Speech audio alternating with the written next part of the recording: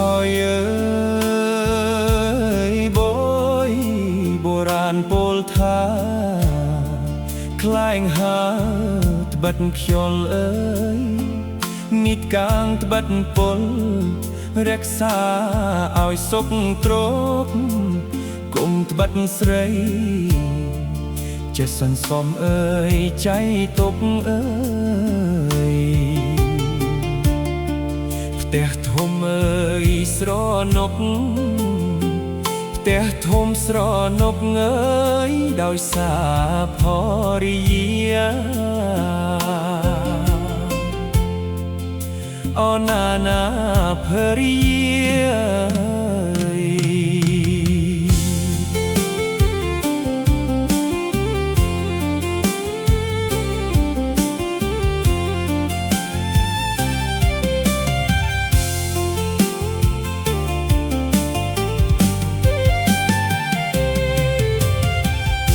ហើយអើ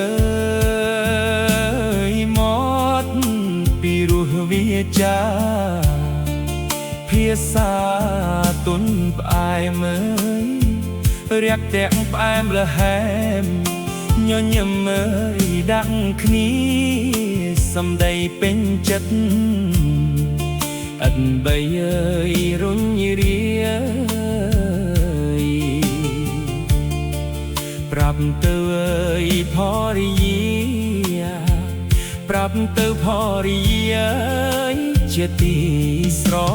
ឡាញ់អើយ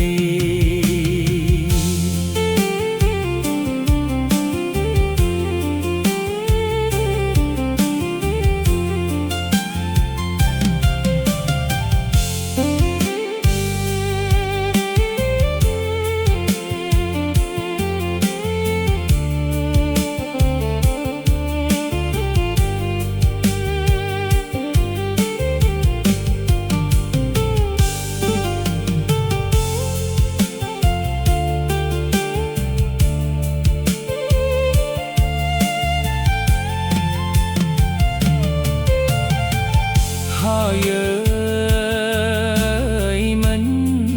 មែននេះឆ្លងត្រកោសអើយបោះបោកអើយបញ្ចុះបានសោកតោស័កអើយឯងអានប្រទ្រពសម្បត្តិអើយឲ្យប្រពន្ធអើយសំឡាញ់អើយចាយទុកអើយចម្រើនចាយទុកចម្រើនអើយស្រេចលើភរិយា